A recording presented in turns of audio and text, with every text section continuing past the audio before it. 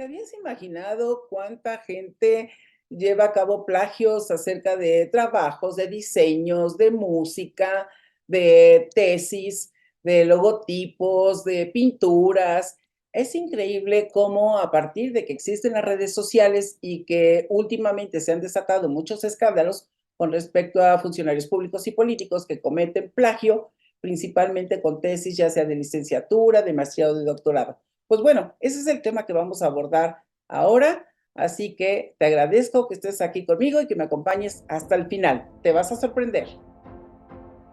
Hola, ¿qué tal? Yo soy Josefa Galván. Me da mucho gusto estar aquí contigo. Soy psicóloga, tengo maestría en ciencias de educación superior y soy doctorante en neurociencias.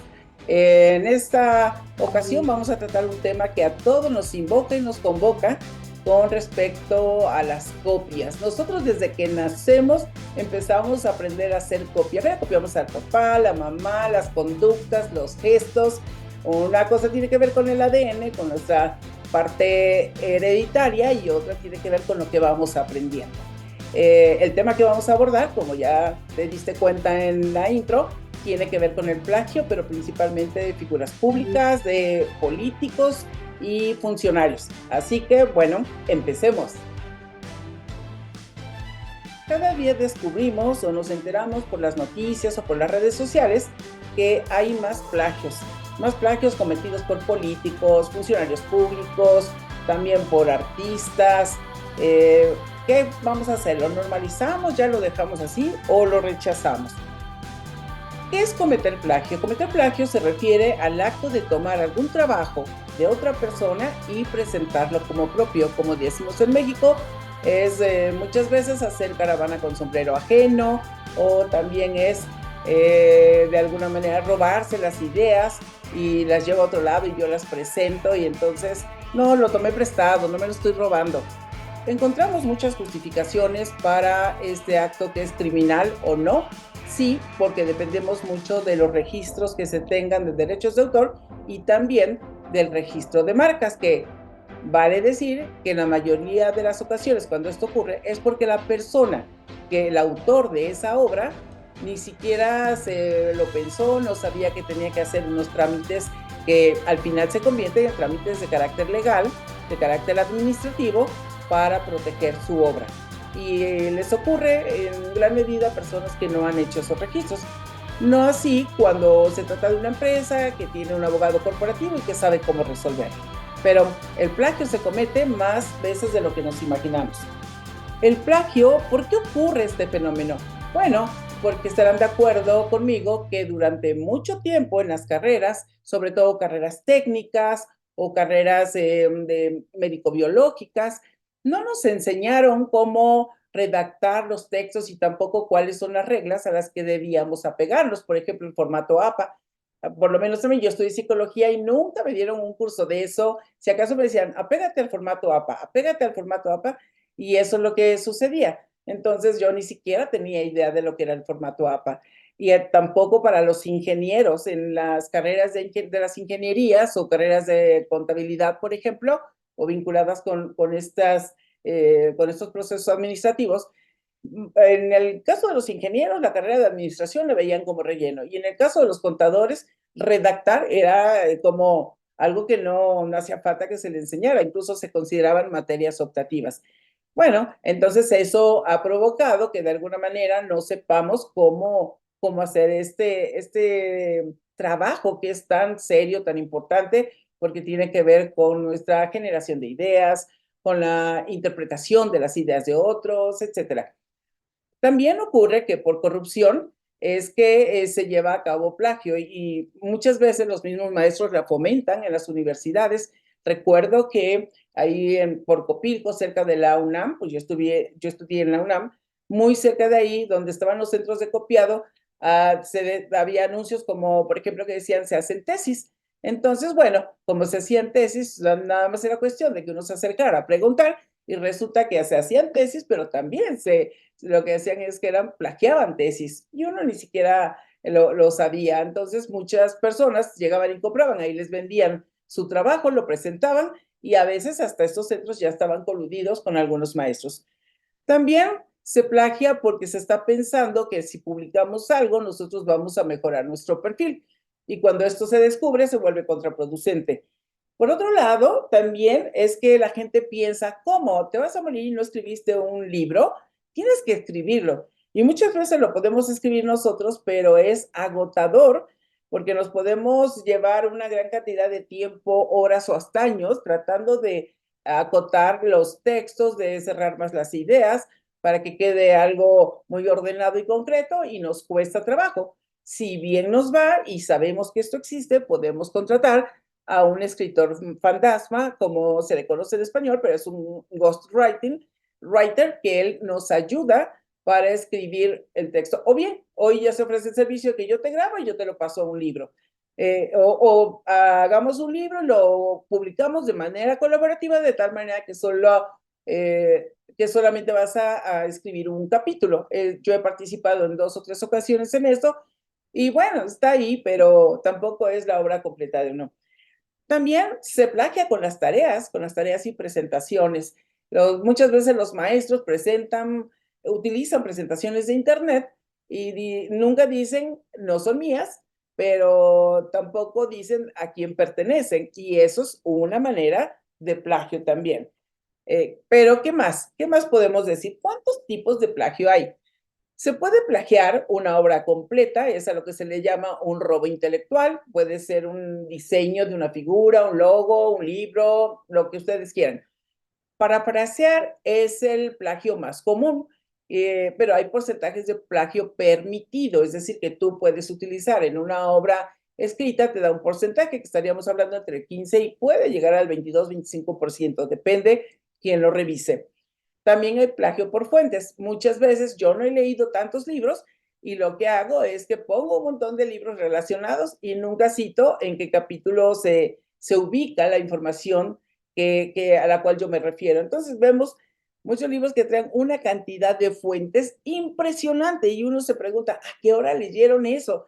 Por lo tanto, se convierten en fuentes falsas, engañosas o incorrectas y que muchas veces para que no se vea vacío, porque no se vea como que yo no leí nada. También existe el plagio parcial, que se trata de secciones o capítulos sin referenciar ni entrecomillar. Entonces, cada vez que yo voy a utilizar la frase de alguien, tengo que entrecomillar y ponerle quién es el autor. El autoplagio, cuando yo hice un trabajo hace tiempo y después quiero utilizar una parte de eso, también lo sucede, pero eso ya estaba por ahí. ¿Esto es penado? No, a menos que yo me reclame a mí misma, ¿no?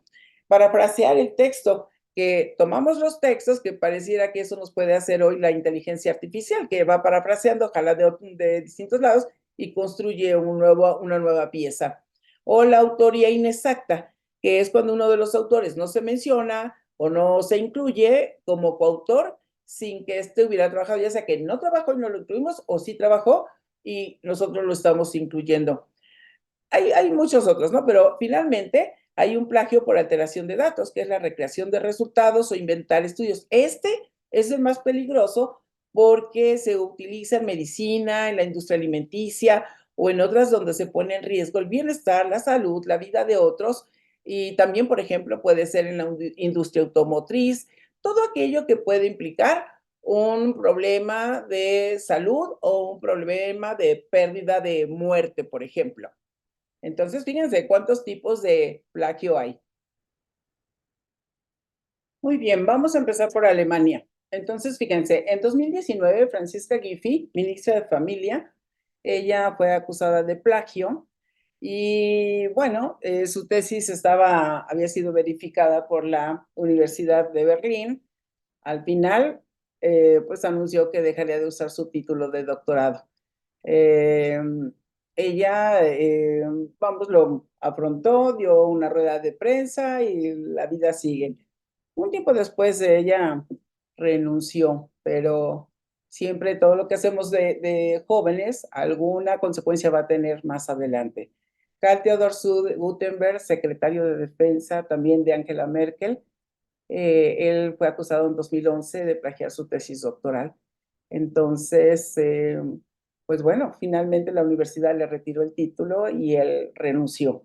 También, Angela Merkel se vio afectada porque tuvo varias renuncias. Ahorita van a ver que por lo menos conocidas hay más. Anel Chaban, exministra de Educación e Investigación Científica. Bueno, también ella hizo su tesis en 1980 y en 2013, pues justo cuando están lanzándose por posiciones cada vez más altas en la política. En la política sucede más esto, porque a nivel de empresa es muy difícil que ocurra, menos, pero si ocurre es un caso interno dentro de la organización y ya. Pero a nivel político siempre se va a evidenciar o se va a hacer todo un escándalo por ese tipo de situaciones. Entonces, de 80 a 2013, imagínense cuántos años habían pasado. Y bueno, finalmente, aunque eran muy amigas y Angela Merkel que más hubiera querido protegerla o ayudarla, porque se entiende que cuando uno es joven comete muchos errores, pero al final pues terminó renunciando. Entonces tenemos otra, Ursula von der Leyen, presidenta de la Comisión Europea. En 2013 también se habló de que la tesis para obtener el doctorado en ginecología, que lo cursó en el 91, ella había plagiado gran parte de su trabajo de tesis. Y resulta, eh, se hablaba de un 12%, luego se habló de un porcentaje mayor, como de un 35%, pero en el caso de ella hubo mucha protección porque las personas que le fueron sus tutores, pues de alguna manera también lo protegieron y como tienen cargos nobiliarios, etcétera, bueno, pues ya se hizo una contención del escándalo y ella continúa en la presidencia de la Comisión Europea. Por cierto que es interesante que ella, pues ha tenido formación política, pero cómo podemos observar que personas que estudian una determinada carrera finalmente no ejercen la profesión que estudiaron. En el caso de Rumania, Víctor Ponta, que fue presidente o primer ministro, a él en 2014 también lo acusaron de plagio y de su tesis de doctorado que presentó en el 2003, pero finalmente pues también él renunció como presidente. Imagínense, tener todo un recorrido en la vida, llegar a presidente y en ese momento, dependiendo de cómo es cada país, que tengas que renunciar a la presidencia de la República porque plagiaste la tesis, qué fuerte, ¿no? Pero pues así es, así que hay que tener mucho cuidado. Y otra cosa que ocurre, porque aquí como nos habla de que muchas universidades se convirtieron en esa fábrica de doctores, de doctorados. Eso también en México. Hay universidades que la gente puede sacar el doctorado con mucha facilidad, como es el caso de Samuel García, que tiene un doctorado, dos, no me acuerdo, pero la universidad ya ni existe. En el 2015, en Eslovenia, también Klatija Márquez, exministra de Educación, bueno, le ocurrió lo mismo, ella no quiso dar ninguna declaración, pero finalmente, pues ella renunció. Paul Schmidt, expresidente de Hungría, también en el 2010, él fue campeón olímpico y él hizo una tesis sobre la evolución de los Juegos Olímpicos modernos y él plagió mucho de su tesis, casi el 40%. Entonces, pues también ocurrió lo mismo, él renunció a la presidencia.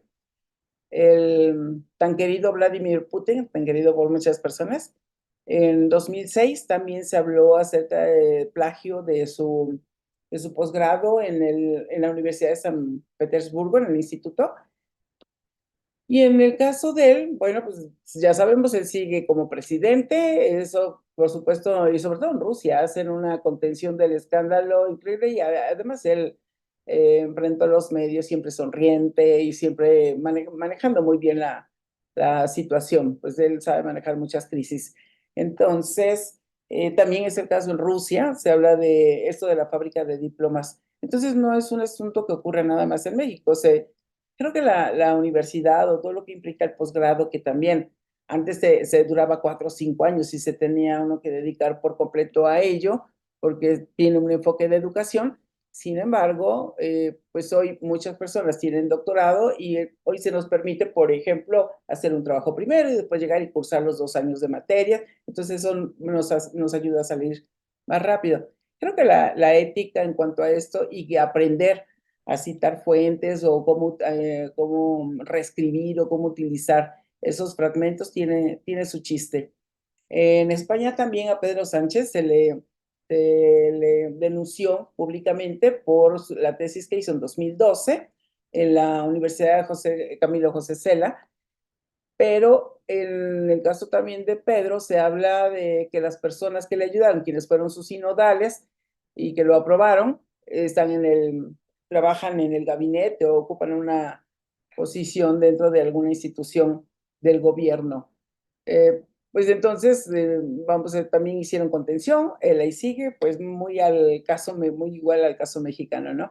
Mar Guerrero también en España, vicepresidente, ocurrió lo mismo, pero aquí la diferencia fue que el mismo autor se dio cuenta y el autor lo denunció ante la Universidad de Barcelona y le quitaron el título, aunque había obtenido el cum laude y bueno, aunque obtengan esas distinciones, no siempre nos va a garantizar o que la persona hizo el trabajo o que la persona no contrató a alguien, en fin, qué sé yo.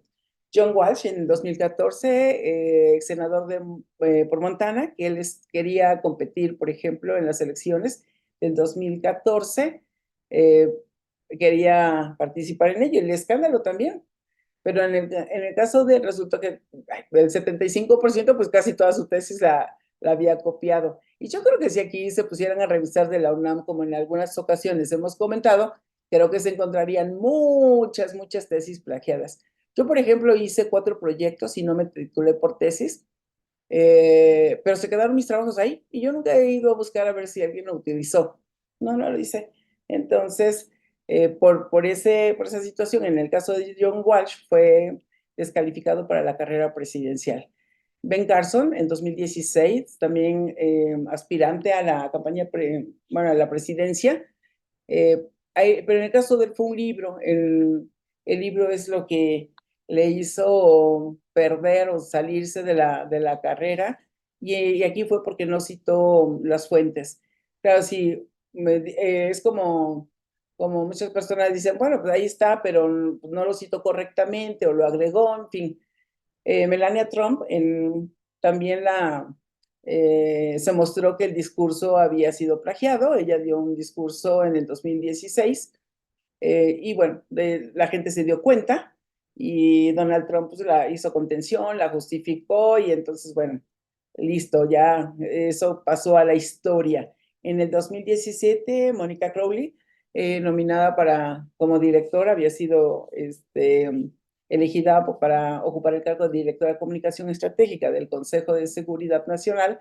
Ella escribió un libro en 2012 y CNN publicó los plagios.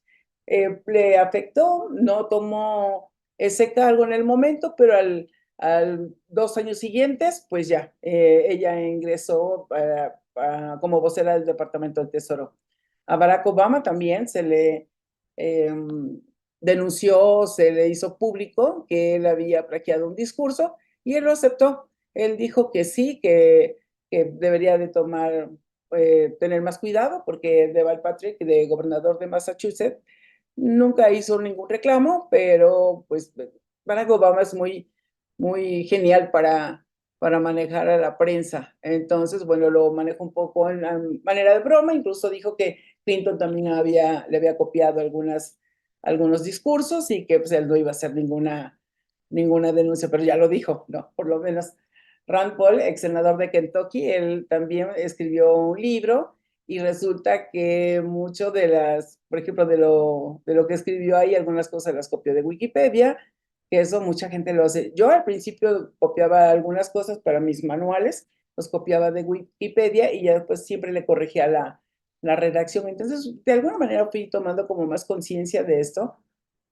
porque uno termina poniéndole el toque personal, pero no es fácil de escribir, de hacer trabajos de investigación, redactar, porque además en las escuelas no nos forman para hacer redacción. Y bueno, Joe Biden también, otro discurso que fue plagiado, y admitió que usó algunas expresiones, pero no le dio mayor bola, como dicen. Enrique Peña Nieto, ¿se acuerdan? En 2016 que el equipo de Carmen Aristegui hizo la denuncia de que había copiado una buena parte de la tesis para obtener el título de licenciatura en la Universidad Panamericana. A él no le quitaron el título, la universidad se dio una carta y dijeron, bueno, ya, nosotros no le vamos a quitar el título y listo. Entonces, el siguiente fue hace poco el caso de la magistrada Yasmín Esquivel, que ha sido muy defendida. Y fíjense, aquí les voy a comentar una situación, porque ella todavía no sabemos si fue o no fue. Algunas personas dicen que sí, otras personas dicen que no, pero les voy a platicar en mi caso. Yo hice un trabajo de tesis. A mí me costaba mucho hacer el marco teórico, era muy difícil para mí porque como no, yo no llevé, yo venía de la prepa de Jalapa, Veracruz. Entonces, la verdad es que no nos enseñan ni a redactar, no nos enseñan ni a sintetizar. Creo que eso no está en el currículum, dan por hecho que uno lo va a poder hacer y no, es todo un arte. No nos enseñan a redactar trabajos de investigación, uno va aprendiendo sobre la marcha. Pero bueno, yo hice un trabajo de tesis y lo entregué. La maestra que iba a ser mi supervisora de la tesis, le entregué mi borrador y ya no la volví a ver porque ella estaba embarazada y ya no supe de ella qué sucedió, si ya no regresó a la facultad, pero no supe si falleció. Creo que más tiempo después me enteré que había fallecido. Pero no sé si fue a causa del embarazo, del parto o no. Entonces yo lo dejé pasar, yo no fui a reclamar nada, no sé dónde quedó ese trabajo y pasaron algunos años, volví a insistir otra vez, como entregué 3 trabajos y se quedaron por ahí volando. Entonces uno puede hacer un trabajo, no lo registra como tal, pero sí hace el trabajo y porque uno anda ocupado, porque está en una empresa, en una institución o está viajando, lo dejamos pasar, no lo hacemos este año, nos esperamos el siguiente, si acaso hacemos una nueva revisión de la tesis y ya finalmente ya lo utilizamos para titularnos. Y a mí me parece que eso le pudo haber pasado como una posibilidad a Yasmín Esquivel, que ella hubiera hecho el trabajo antes y por eso lo publicó después. Habría que checar dónde trabajaba, pero no sé, creo que en una entrevista con mayor respeto, sin insistir en como entender qué sucedió en ese periodo, creo que daría una buena oportunidad para que ella explicara. Porque no es solo mi caso o posiblemente el de ella, sino de muchas personas en las universidades no se titulan. Y en otro video les voy a hablar acerca de los indicadores que tiene la UNAM o que hay de educación superior, que tiene que ver también con la eficiencia terminal, cuántos empiezan y cuántos terminan la universidad y luego cuántos se titulan. El índice de eficiencia era muy bajo, había mucho abandono o deserción, y también el índice de titulados era muy, muy bajo. Incluso yo me titulé por examen, porque lo agregaron como una opción para titularnos en la Facultad de Psicología, pero muchísimos años después. Yo también me titulé muchos, muchos años después.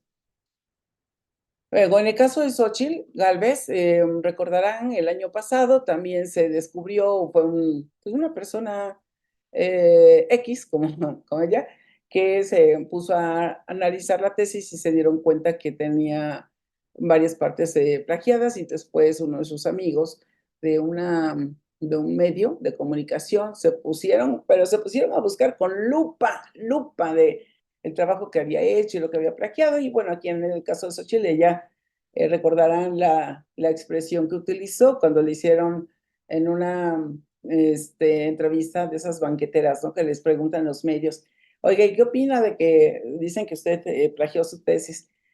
A ver, dice, a ver, bueno, Tota termina diciendo, sí, la pendejía no, debía haber puesto de dónde era, la verdad, y pues ella lo acepta claramente y se hace también todo un escándalo con la UNAM. Incluso también intentaron hacer notar que la de Claudia Sheinbaum también traía plagio, eso no les resultó, pero la UNAM finalmente saca un escrito, una declaración de que la de Claudia no tiene plagio y que creo que a los dos los sacaron como que no se consideraba plagio, lo minimizaron, Y yo no sé ella cuándo va a presentar el cambio de su tesis o eso, pero bueno, ahí se quedó. Creo que es importante que nos demos cuenta que el plagio sí representa ignorancia, negligencia, creo que hasta un poco de arrogancia, porque creemos que nadie nos va a cachar nunca, una falta de ética y falta de honestidad. Y todos nosotros, para poder generar confianza en alguien, o nosotros generamos la confianza hasta que nos demuestran lo contrario. Por lo tanto, como sociedad tenemos que ser más exigentes, más rigurosos, tanto con nosotros mismos en cómo actuamos, porque si nosotros fomentamos la corrupción, fomentamos la falta de honestidad, acompañamos las mentiras, bueno, pues somos parte del problema, pero también somos parte de la solución, porque nosotros podemos exigir que nuestros políticos, funcionarios públicos y gobernantes sean personas éticas, sean personas transparentes, porque para eso se inventaron estas instituciones. La intención era buena, pero como recientemente hemos visto también los escándalos del Instituto de la Transparencia, como que no han sido transparentes y hay mal manejo de dinero, mal manejo de ciertas cosas, y eso pues va mermando la confianza que la sociedad tiene en esas personas que ocupan esos cargos. Entonces, normalizarlo es en realidad ir en contra de nosotros mismos, porque puede pasar esto, o todos nos engañamos o todos nos volvemos cómplices de estos fenómenos, porque tenemos que evitar la copia. Ya de por sí nosotros vamos copiando muchas conductas de nuestra familia, de nuestros maestros, de nuestros jefes, la manera en que hablamos, que nos dirigimos a otros, que tratamos.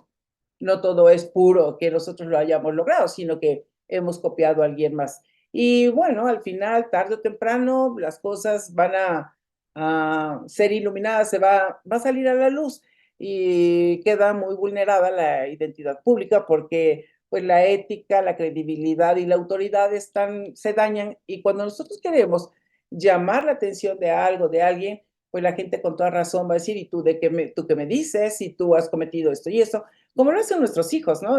Cuando nosotros les queremos llamar la atención a nuestros hijos, de repente dicen, bueno, ¿y tú qué me dices si tú también te equivocas? ¿O tú qué me dices si tú también lo haces? ¿O por qué me dices que yo no mienta si tú también mientes? Pero bueno, esto se queda ahí en el, pues en nuestra reflexión, que nosotros pensemos qué es lo que queremos, que nosotros decidamos cómo actuar nosotros y luego qué vamos a exigir de alguien, de un socio, de una relación de pareja, con nuestros hijos, con nuestros amigos.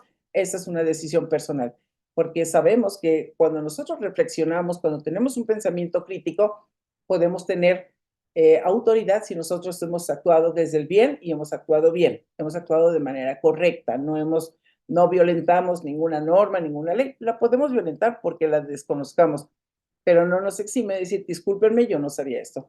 Así que, bueno, pues muchas gracias por acompañarme hasta el final y recuerden que adentro está la clave. Aquí tenemos la clave para actuar de una manera distinta.